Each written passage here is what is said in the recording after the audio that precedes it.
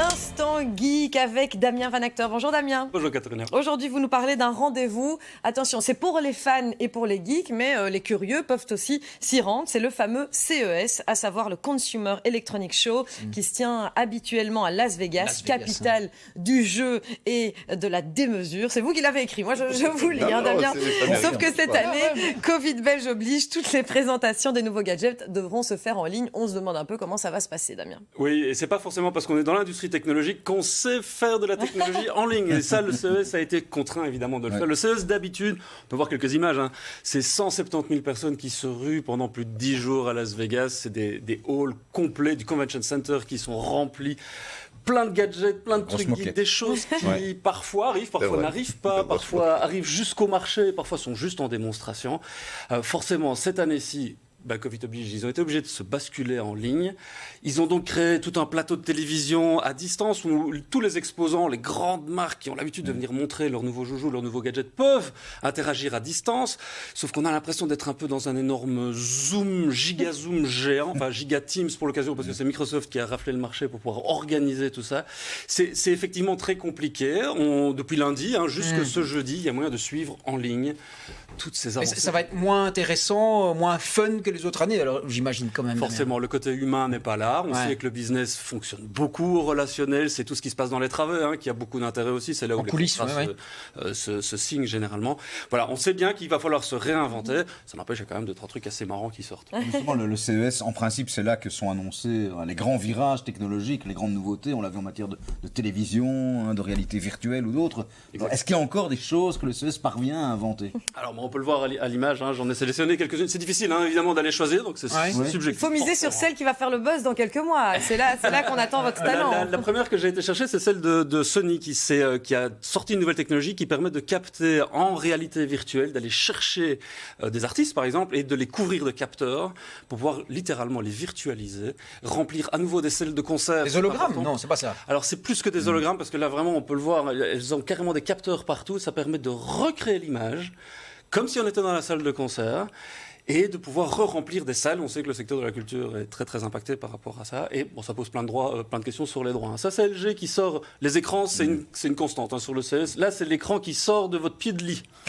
Écran transparent, donc forcément avec plein d'informations qui peuvent arriver dessus. C'est tactile, c'est connecté évidemment en ligne. On imagine que ce genre de technologie pourrait se retrouver par exemple dans les vitres des trains ou des métros. Pour pouvoir on en a beaucoup entendu parler, notamment pour les publicités. Voilà, ici c'est comme Cross dans Minority Report. Totalement ça. Ça c'est l'écran, on peut aussi tirer sur l'écran. L'écran qui roule, l'écran qui se plie. Ici c'est un écran qui s'ouvre et qui se referme, qui s'agrandit. C'est aussi quelque chose qui est extensible. Qui est possible de le faire et qui est extensible. Et pourquoi vous avez misé sur ces 3 nouveautés? C'est qu'elles vous semblent réalistes, ça vous semble intéressant pour le consommateur? Disons qu'on sait que dans le secteur de la téléphonie et le secteur de la télévision, le CES est généralement précurseur et c'est là où on va avoir l'insight sur les 2-3 années qui vont venir derrière. Il faut bien se dire que tout ce matériel-là, ce sont des matériels qui sont prototypés et c'est aussi un ballon d'essai en fait. C'est à ça que ça sert le CES, c'est de voir s'il y a des investisseurs qui sont prêts à mettre un peu d'argent sur la table. Parmi les 160 pays présents, même si c'est en ligne, c'est international, la Belgique, elle se situe où? Elle est présente aussi? Elle y va, la Belgique y va, la Wallonie d'ailleurs. Parce que... la Wallonie toujours. Non, parce que la Wallonie, il y a beaucoup d'entreprises wallonnes qui ont été primées au CES. Exact, il y en a une d'ailleurs, j'en ai sélectionné 2-3.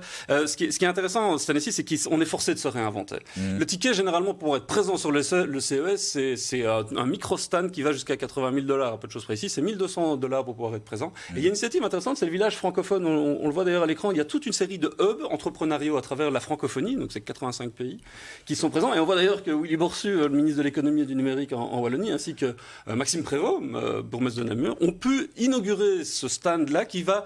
L'ambition, c'est quoi? C'est de se dire qu'il y a plein d'événements de ce genre-là, au niveau de nouvelles technologies, en France, à Paris, aussi ailleurs dans le monde, qui vont avoir lieu. Et ils essaient de faire du phygital, donc allier le physique et le digital c'est un peu le à côté, pour pouvoir faire en sorte que des startups du cru puissent aussi pitcher. Et vous pouvez aller les voir en ligne encore jusque jeudi. Il y a toute une série de startups belges, il y en a une quinzaine, wallonnes d'ailleurs, qui vont pouvoir pitcher, montrer ce qu'ils sont capables de faire. Moi, ça me pose toujours beaucoup de questions, le digital. J'ai beaucoup de questions en tête, malheureusement. On doit clôturer cette chronique, mais on en parlera. Parce que le digital, voilà, c'est le digital. Ça pose quand même pas mal de questions éthiques, notamment, vous le disiez, ce sera peut-être le cœur d'une nouvelle chronique. Ce sera le cœur d'une nouvelle chronique. J'ai sélectionné aussi 2-3 autres choses qui sont intéressantes. Tout ça sera en ligne, vous pourrez le retrouver sur le le site d'événements. Ça c'est bien dit. Et d'ailleurs, on peut continuer donc à suivre ce CES en ligne via le site officiel du CES et sur les réseaux sociaux, bien entendu. Merci beaucoup Damien Van Hector pour ce rappel qui intéresse toujours Stéphane, très, très au vu du digital. Il est 8h32.